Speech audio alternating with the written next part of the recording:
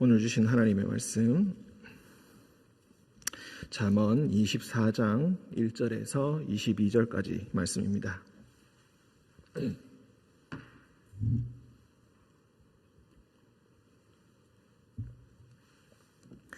잠언 24장 1절부터 22절까지 교독으로 읽고 22절은 함께 읽도록 하겠습니다. 너는 악인의 형통함을 부러워하지 말며 그와 함께 있으려고 하지도 말지어다. 그들의 마음은 강포를 품고 그들의 입술은 재앙을 말함이니라. 집은 지혜로 말미암아 건축되고 명철로 말미암아 견고하게 되며 또 방들은 지식으로 말미암아 각종 귀하고 아름다운 보배로 채우게 되느니라. 지혜 있는 자는 강하고 지식 있는 자는 힘을 더하나니 너는 전략으로 싸우라. 승리는 지략이 많음에 있느니라. 지혜는 너무 높아서 미련한 자가 미치지 못할 것이므로 그는 성문에서 입을 열지 못하느니라. 악행하기를 꾀하는 자를 일컬어 사악한 자라 하느니라. 미련한 자의 생각은 죄요 거만한 자는 사람에게 미움을 받느니라. 내가 만일 환난 날에 낙담하면 내 힘이 미약함을 보임이니라. 너는 사망으로 끌려가는 자를 건져주며 살육을 당하게 된 자를 구원하지 아니하려고 하지 말라. 내가 말하기를 나는 그것을 알지 못하였노라 할지라도 마음을 저울질하시는 이가 어찌 통찰하지 못하시겠으며 내 영혼을 지키시는 이가 어찌 알지 못하시겠느냐. 그가 각 사람의 행위대로 보응하시리라. 내 아들아 꿀을 먹으라 이것이 좋으니라. 송이 꿀을 먹으라 이것이 내 입에 다니라. 지혜가 내 영혼에게 이와 같은 줄을 알라. 이것을 얻으면 정령이 내 장래가 있겠고 내 소망이 끊어지지 아니하리라. 악한 자여 의인의 집을 엿보지 말며 그가 쉬는 처소를 헐지 말지니라. 대저 의인은 7번 넘어질지라도 다시 일어나려니와 악인은 재앙으로 말미암아 엎드러지느니라. 내 원수가 넘어질 때에 즐거워하지 말며 그가 엎드러질 때에 마음에 기뻐하지 말라. 여호와께서 이것을 보시고 기뻐하지 아니하사 그의 진노를 그에게서 옮기실까 두려우니라. 너는 행악자들로 말미암아 분을 품지 말며 악인의 형통함을 부러워하지 말라. 대저 행악자는 장래가 없겠고 악인의 등불은 꺼지리라. 내 아들아 여호와와 왕을 경외하고 반역자와 더불어 사귀지 말라. 대저 그들의 재앙은 속히 임하리니 그 둘의 멸망을 누가 알랴. 아멘. 기도하겠습니다. 사랑과 은총의 주님, 오늘도 주님께서 깨워주시고 주님 앞에 나와 말씀을 들음으로 하루를 시작하게 하시니 감사합니다. 우리 속에 있는 모든 미련한 것들과 모든 고집들이 주님 앞에서 사라지게 하시고 주님 앞에 내려놓게 하시고 오직 주님께서 주시는 지혜와 명철로 우리 속을 채우며 하루를 시작하게 하여 주옵소서. 주님, 서동문 집사님 주님의 품에 안겼습니다. 그의 가족들 김문주 권사님과 김영성 집사님의 가정에 주님께서 위로와 평안을 다하여 주시고 오늘과 내일 있을 모든 장례 일정에 주님께서 세세히 간섭하여 주셔서 모든 과정이 주님의 뜻 안에서 순적하게 잘 이루어지게 하여 주옵소서. 주님께서 늘 동행하여 주심을 믿으며 거룩하신 예수님의 이름으로 기도드립니다. 아멘. 24장 1절 너는 악인의 형통함을 부러워하지 말며 그와 함께 있으려고 하지도 말지어다. 우리가 사실 형통한 사람을 보게 되면 그 사람이 의인인지 악인인지를 별로 분별하려고 하지 않습니다. 일단 형통한 사람을 보면은 그 사람과 함께 어울리고 싶어하고 그 사람과 동행하고 싶어하는 것이 인지상정입니다. 하지만 그것을 잘 분별하고 이 사람의 형통함을 부러워하지 말라. 그리고 그 형통한 그 사람과 교제하려고 하지 말고 친구가 되려고 하지도 말아라. 그 옆에 같이 친구가 됨으로 그 형통함을 나누어 가지려고 욕심을 내지 말라라는 뜻으로 우리가 더 구체적으로 생각해 볼 수 있겠습니다. 왜냐하면 그들의 마음은 강포를 품고, 여기 강포라는 것은 폭력, 힘을 의미합니다. 그들의 입술은 재앙을 말함이니라. 그들이 그들의 친구가 되면은 형통한 악인의 곁에서 그들과 친구가 되면은 무엇인가 나누어 가질 수 있을 것이라 착각하지만 그들의 부와 그들의 형통함은 애초부터 폭력으로 이루어진 것이고 애초부터 그들의 입술에 거짓으로 말미암아 생긴 것이기 때문에 너 역시 똑같이 이런 폭력과 사기와 거짓말에 전념이 되기 십상이다. 그러니 악인의 형통함을 부러워하지 말고 그와 더불어 교제하려고 하지 말아라. 이렇게 악인의 형통함은 거짓된 형통에 불과하다라는 것입니다. 그래서 그리스도인들은 하나님을 믿는 사람들은 참된 형통을 추구하게 되는데 그 참된 형통은 어디에서 오는가? 3절 집은 지혜로 말미암아 건축되고 명철로 말미암아 견고하게 된다. 집이라는 것은 우리가 실제로 거주하는 집뿐만이 아니라 자신의 인생, 자신이 살아가는 모든 세계를 의미합니다. 자신의 삶을 지혜로 하나님께서 주시는 그 지혜로 건축하고 그리고 명철로서 견고하게 하여라. 하나님께서 세상을 창조하실 때에 지혜로 세상을 창조하셨다라고 했습니다. 우리도 하나님을 닮아서 우리의 삶을, 우리의 세계를 지혜와 명철로 건축하고 견고하게 하게 하여라. 그리고 그 집안에 방들이 있는데 그 방들을 지식으로 말미암아, 여기서 지혜, 명철, 지식 이 세 가지는 거의 비슷한 의미로 생각하시면 되겠습니다. 세세하게 구분하기가 힘든 것입니다. 지식으로 말미암아 각종 귀하고 아름다운 보배로 채우게 될 것이다. 자신의 삶의 진정으로 귀하고 아름다운 것들은 지혜와 명철과 지식으로 얻게 되는 것이다.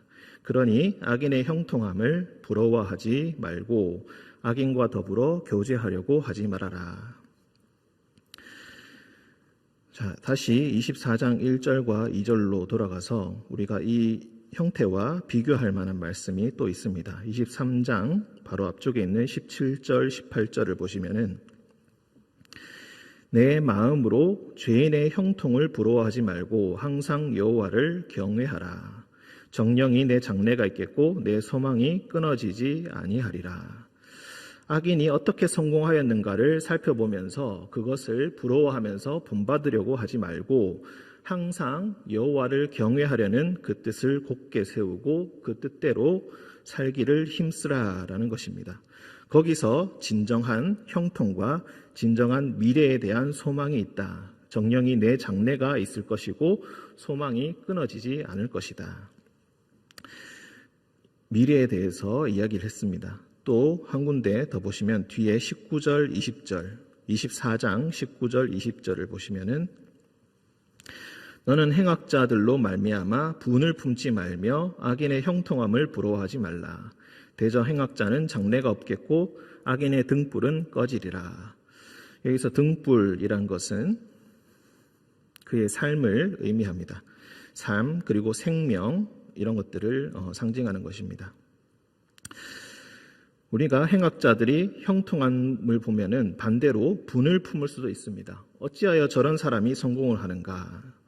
어찌하여 저런 사람이 형통한가? 라고 분을 품으며 속으로는 부러워하는 마음을 품을 수도 있습니다. 하지만 그런 마음을 품지 말아라. 그들의 더 이상 장래가 없고 미래에 대한 소망이 없을 것이다. 그것은 잠시 지속되는 것에 불과하다.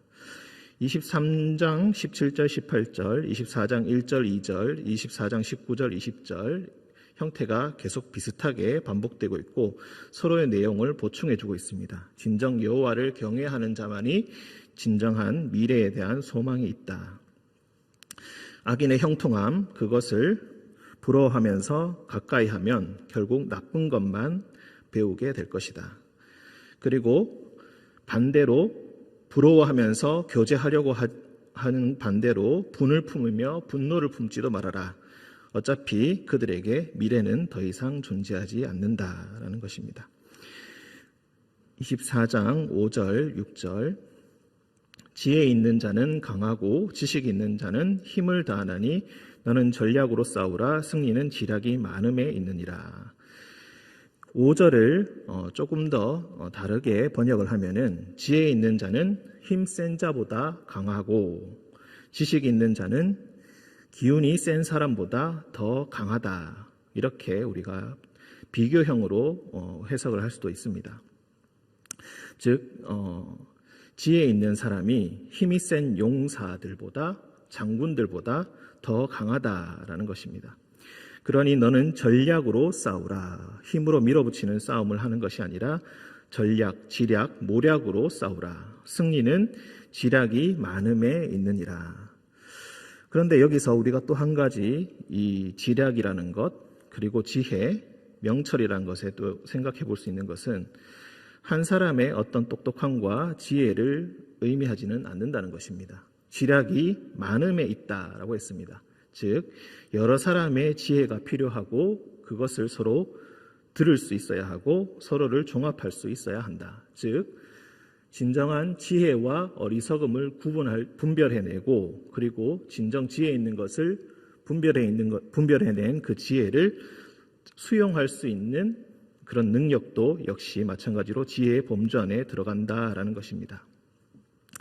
자기의 생각만 옳다, 자기에게만 지혜가 있다, 자기만 똑똑하다라고 여기는 것이 바로 미련한 사람입니다. 그 뒤에 7절에 보시면은 지혜는 너무 높아서 미련한 자가 미치지 못할 것이므로 그는 성문에서 입을 열지 못하느니라. 옛 시절에 이 성문이다라는 것은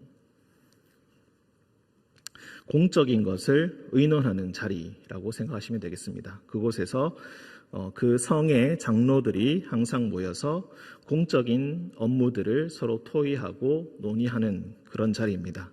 심지어는 재판도 거기서 일어납니다. 우리가 다른 구약 성경에도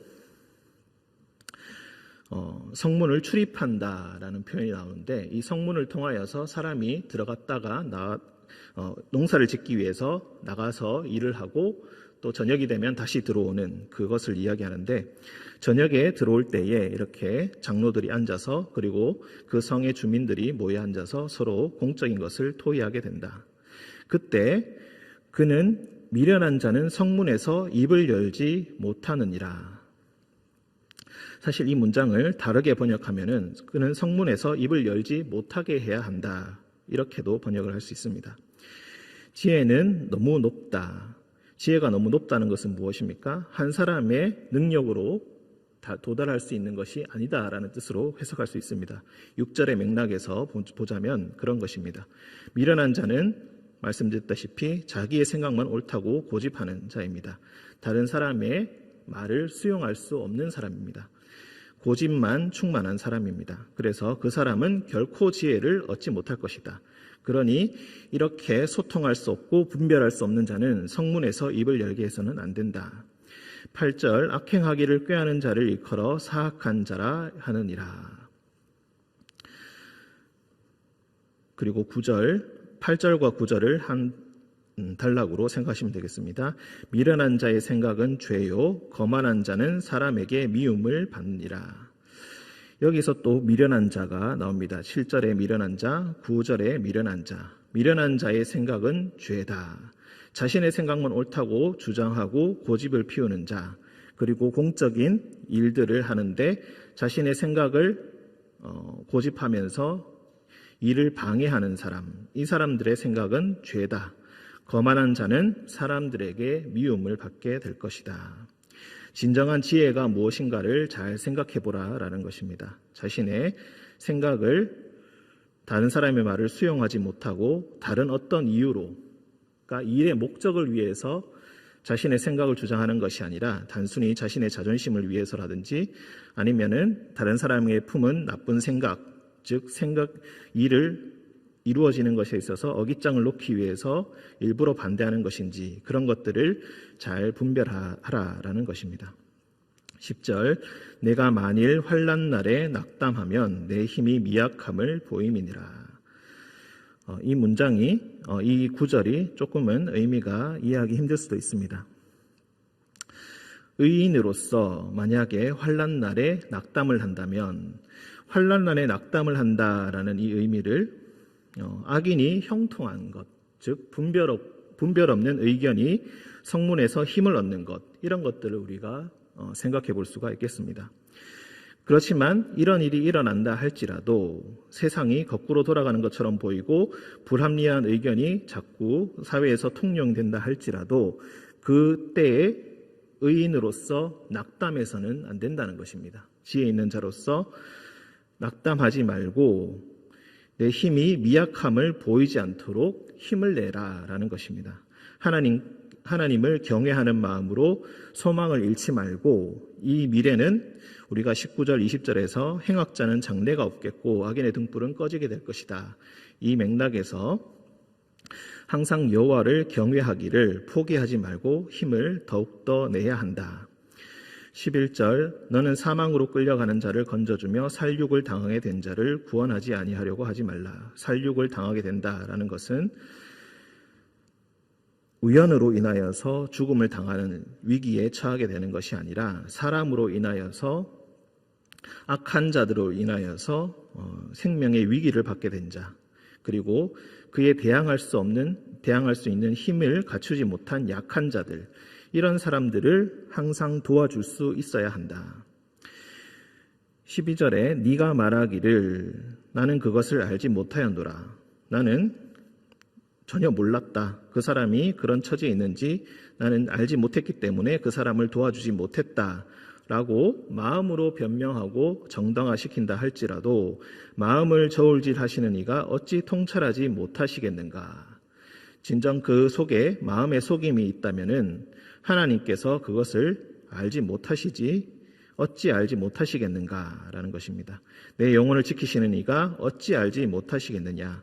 하나님께서는 그 마음의 중심을 다 알고 계시고 그 판단에 그 배경에 있는 모든 것들을 다 이미 꿰뚫어 보고 계신다. 그러므로 그가 각 사람의 행위대로 보응하실 것이다. 하나님께서는 모든 것을 알고 계시니 네 마음에 엉뚱한 것으로 변명하거나 정당화하지 못할 것이다. 항상 마음의 정직함으로 자신의 마음을 분별하고 판단할 수 있어야 한다. 자신이 행동하지 못하였음, 사망으로 끌려가는 자들, 살육을 당하게 된 자를 자신이 곤란을 겪을까 봐 못 본 척하고 도와주지 않으려는 그런 마음을 하나님께서는 다 알고 계시고 그 행위대로 보응해 주실 것이다. 13절부터 22절까지는 이렇게 계속 2절씩 우리가 보시면 되겠습니다. 홀수절은 권면이고 짝수절은 그 이유에 대해서 나오고 있습니다. 내 아들아 꿀을 먹으라 이것이 좋으니라 송이 꿀을 먹으라 이것이 내 입에 다니라. 아버지는 아들에게 스승은 제자에게 항상 좋은 것을 주시기를 원하신다. 하나님께서는 자신의 백성에게 좋은 것을 누리게 하시고 싶어 하신다. 꿀을 먹으라 송이 꿀을 먹으라 이것이 좋은 것이다. 그리고 이렇게 먹으라라고 한 이유가 14절에 있습니다. 지혜가 내 영혼에게 이와 같은 줄을 알라. 한마디로 꿀과 송이꿀을 먹는 것을 누구든 싫어하지 않는다. 단 것을 먹는 것처럼 지혜의 얻기를 추구하여라. 이것을 얻으면 지혜를 얻게 된다면 정령이 내 장래가 있겠고 내 소망이 끊어지지 아니하리라. 여기서도 마찬가지로 미래에 대해서 이야기합니다. 미래의 소망이 어디에서 있는가? 참된 미래, 참된 형통이 어디에 있는가? 바로 지혜와 명철에 있다. 15절 악한 자여 의인의 집을 엿보지 말며. 여기서 악한 자여라고 하는 갑자기 악한 자를 부르는 것이 조금 어색하기 때문에 또 다른 식으로 해석을 하자면은 악한 자와 같이라고 해석할 수 있습니다. 악한 자와 같이 의인의 집을 엿보지 말라. 그가 쉬는 처소를 헐지 말지니라. 여기서 집과 쉬는 처소라는 것을 옛날에 목축의 배경에서 설명할 수 있다고 합니다. 즉 집은 자신의 본래 거하고 있는 집이고 쉬는 처소라는 것은 가축을 끌고 다니면서 그날 밤마다 머무르는 그런 쉬는 처소를 이야기합니다. 악한 자들이 엿본다라는 것은 누워서 기다린다라고 되어 있는데 우리가 여러 성경의 표현대로 악은 항상 엎드려서 집어삼킬 자를 찾는다라는 표현이 나오는데 그 표현과 비슷한 표현이라고 보시면 되겠습니다. 악한 자가 의인의 집과 그 쉬는 초소를 호시탐탐 노리게 된다. 하지만 그런 자들을 본받지 말아라.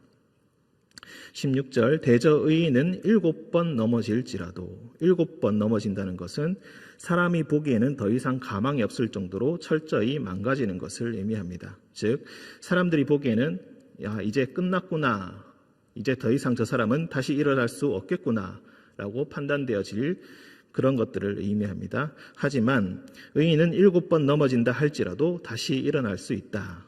왜냐하면 그를 도와주시는 이가 있기 때문이고 그를 일으켜주시는 이가 있기 때문이다. 하지만 악인은 한 번의 재앙으로 말미암아 엎드러지게 될 것이다. 다시 일어나지 못하게 될 것이다. 형통하는 것처럼 보이고 잘 되는 것처럼 보이지만 재앙이 몰려오면은 그냥 그 사람은 엎드러지게 될 것이다. 반대로 의인은 넘어진 것처럼 보이고 7번 넘어진 것처럼 보일지라도 여호와께서 그를 다시 일으켜 주실 것이다. 17절 내 원수가 넘어질 때에 즐거워하지 말며 그가 엎드러질 때에 마음에 기뻐하지 말라. 이렇게 악인이 재앙으로 말미암아 엎드러지게 된다 할지라도 하지만 그것을 보면서 또 즐거워해서는 안 된다. 이렇게 악인의 넘어짐을 보고 즐거워하는 것은 선한 마음이 아니라 못된 심보를 가지고 있는 것이기 때문에 정의가 이루어졌다고 즐거워하지 말고 마음에 기뻐하지 말아라.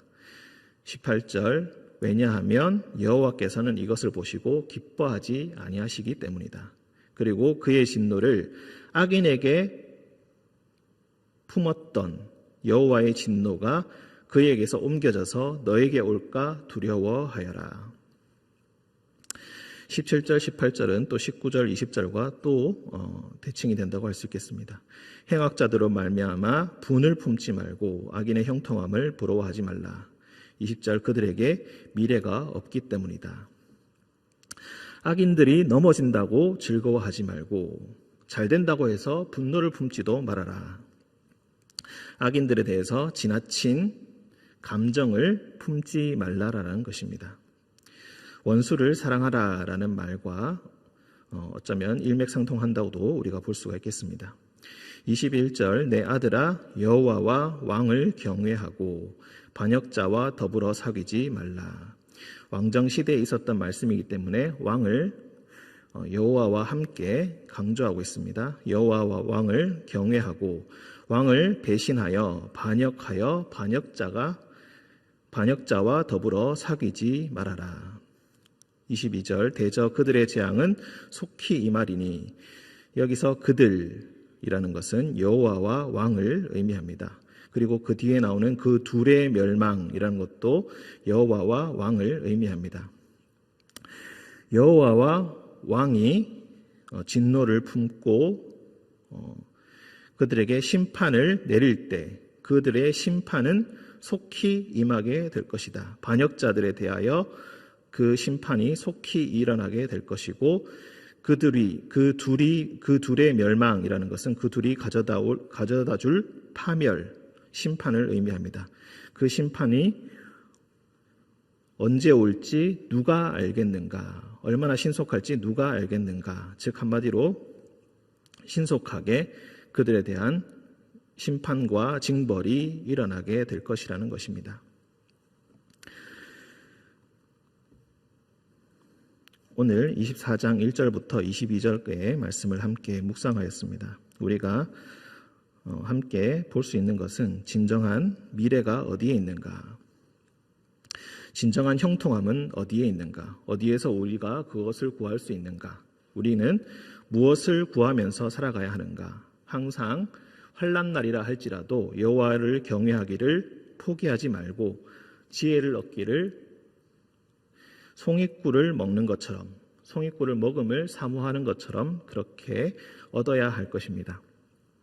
이 지혜의 말씀이 오늘 여러분에게 함께 하시기를 간절히 소망합니다. 함께 기도하겠습니다. 사랑과 은총의 주님, 우리는 때때로 악인의 형통함을 부러워하며 때때로 악인의 형통함을 형통함에 분노하기도 합니다.